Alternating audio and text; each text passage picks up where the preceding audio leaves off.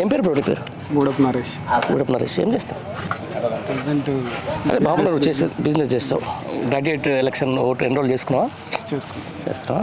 ఏమంటున్నారు మరి ఇక్కడ వరంగల్, నల్గొండ, ఖమ్మం నియోజకవర్గాలకు సంబంధించి గ్రాడ్యుయేట్స్ ఎవరు గెలిస్తే బాగుంటుంది? ఏం కథ? యనుమల రాకేష్. ఎందుకు? విద్యావేత్త. మా ప్రధానమైన ప్రతి సమస్యను కొట్లాడేంత శక్తి రాకేష్కి ఉంది. బిట్స్ బిలాలీని చదువుకున్నాడు. మంచి విద్యావేత్త, మంచి పోరాట పటిమ వ్యక్తి. మరి ఇప్పుడు వీళ్ళు అంటే వరంగల్ స్థానికంగా వరంగల్లో ఉంటాడు కాబట్టి ఆయన చేసిన పోరాటం 10 సంవత్సరాల నుంచి చూస్తున్నాము. మరి ఇప్పుడు వీళ్ళు వస్తున్నారు అధికార పార్టీ నుంచి, ఒక ఆయన టీవీ జర్నలిజం అని చెప్పేసి వస్తున్నాడు, అది వస్తున్నాడు. వాళ్ళ పరిస్థితి ఏంటి?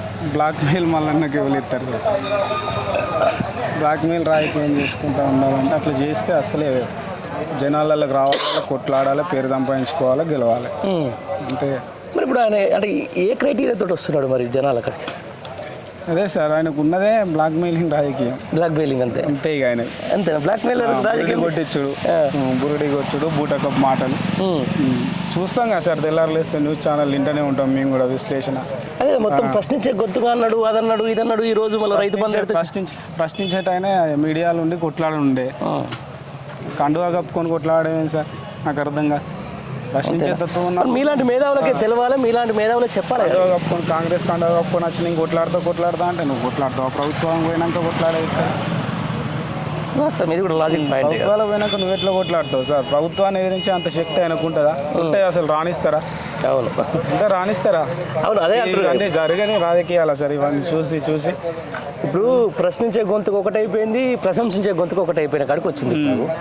మరి ఎట్లా అంటే జర్నలిజం అన్నాడు, అదన్నాడు, ఇదన్నాడు, మొత్తం అంగిలాగ సిద్ధాంతం అన్నాడు, ఆ సిద్ధాంతం అన్నాడు, అదన్నాడు, ఇది మొత్తం ఏదో చెప్పుకుంటూ వచ్చేసి ఇలా మళ్ళీ ఒక ఎవరైతే రూల్ చేస్తారో ఆ పార్టీ నుంచి చెప్పాలి సార్. నేను ఆయన రాజకీయంగా ఎదుర్కోవడం కోసం న్యూస్ ఛానల్ వాడుకొని ఏమన్నా బయటకు వచ్చి కావచ్చు, అంతే. నాకు తెలిసి అయితే అదే అనిపిస్తాను. అంతకుమించి మించి ఏం లేదు. అట్లాంటి చట్టసభలకు పోవడం కోసం ఈ న్యూస్ ఛానల్ వాడుకొని రాజకీయంగా ఎదుర్కోవడం కోసం ఇది వేసుకున్న స్టెప్ అని అనుకుంటాను. అంతకుమించి ఇంకేం లేదు, మించి అయితే ఏం లేదు. ముందుకు వచ్చి ప్లాన్ తోటే చెప్తాడు ఆయన. సోషల్ మీడియా ఏదో బూటకపు నాది నడుస్తుంది అన్నట్టు. అయితే తెలంగాణలో అట్లా లేరు సార్ ఇప్పుడు ప్రజలు. కేసీఆర్ గండి ఎత్తినా పక్కన పెట్టిళ్ళు. ఏం చేసి నేను ప్రజలకు ఆయన చేసిన గొప్ప పని ఏంటో చెప్పి చేసింది ఏం లేదు సార్. నేను ఏం చేసిండు అసలు? ఏం చేసిండు? విద్యార్థుల కోసం ఏం చేసిండు? ఏం కొట్లాడిండు? ఎంతమంది విద్యార్థులకు లైఫ్ని ఇచ్చిండు? ఓవైపు 47 జీవో అప్పుడు గవర్నమెంట్ ముంగట వాళ్ళని అడ్డు పెట్టుకొని ఇష్టానుసారంగా ధర్నాలు వాళ్ళని అది పెట్టి ఇది పెట్టాడు. ఈరోజు వాళ్ళు ఫోన్ చేస్తే వాళ్ళ కింద ఉన్న వాళ్ళేమో ఇష్టానుసారంగా మాట్లాడుతున్నారు ఇదే నిరుద్యోగుల మీద. దీన్ని ఎట్లా చూడొచ్చు? ఫోన్ చేయగానే ఏముండదు సార్, ఫోన్ చేయగానే వెళ్ళిండు, కాంగ్రెస్ కప్పుకున్నాడు, ప్రజలకి వస్తాడు. అయితే మామూలుగా ఎమ్మెల్యే ఎలక్షన్ అప్పుడు సాధారణ ప్రజలు ఉంటే మంచిగా ఉండు. ఇప్పుడు ఉన్నదంతా విద్యావేత్తలు కదా సార్, గ్రాడ్యుయేట్స్. ఈయన బూటకప్ మాటలు, ఈ బురుడి కొట్టించే మాటలు ఎవ్వరు నమ్మరు సార్. అసలు నమ్మడానికి ఇక్కడ మామూలుగా ఏలుముద్ర ఓటర్లు లేరు, మంచి విద్యావేత్తలు ఉన్నారు. మళ్ళీ స్థానికంగా రాకేష్ రెడ్డి గురించి మాకు 100% ఇక్కడ తెలుసు. ఆయన ఎట్లా కొట్లాడిండు, ఏం చేసిండు, జనాలకి జనతా పార్టీలు ఉన్నప్పుడు ఎట్లా కొట్లాడిండు కూడా తెలుసు. అనే విద్యార్థి స్టేజ్ నుండి కొట్లాడుకుంటూ పైకి వచ్చిండు. ఇప్పటికి కూడా ఏమంటున్నాడు, ఇక్కడ ఉండి కూడా ఆయన మళ్ళీ ప్రతిపక్షంలో ఉన్నాడు. ప్రతిపక్షం నుండి ఖచ్చితంగా 100% కొట్లాడతాడు మా కోసం. అది 100% మాకు ఆయన మీద నమ్మకం ఉంది. ఎందుకంటే ఈయనకున్న విశ్లేషణ అట్లుంటుంది. నేను చూస్తున్నా సార్, రోజు డిబేట్లు చూస్తా. తీన్మార్ మల్లన్నది చూస్తా, రాకేష్ రెడ్డిది కూడా అంతకుముందు జనతా పార్టీలో ఉన్నప్పుడు ఆయన డిబేట్లు కూడా చూసిన. ఆయన మాట్లాడిన విధానం కూడా తెలుసు మనకు ఎట్లుంటుంది అనేది. అంటే ఒక విజన్ ప్రకారం ఏదో ఒక రోజు అనే వ్యక్తి అసలు ఆయన ఎన్నడన్నా అవుపడతాడు ఆ టీవీలో తప్ప?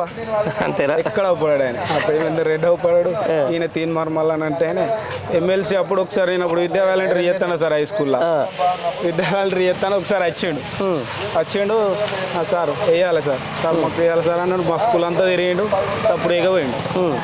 ఎందుకు దేనికి వేయాలి ఆయనకు, దేనికి వేయాలి మీరు? ఏం చేసినావు అని వేయాలి చెప్పండి. ఈ వరంగల్కి ఏం చేసిండు ఆయన?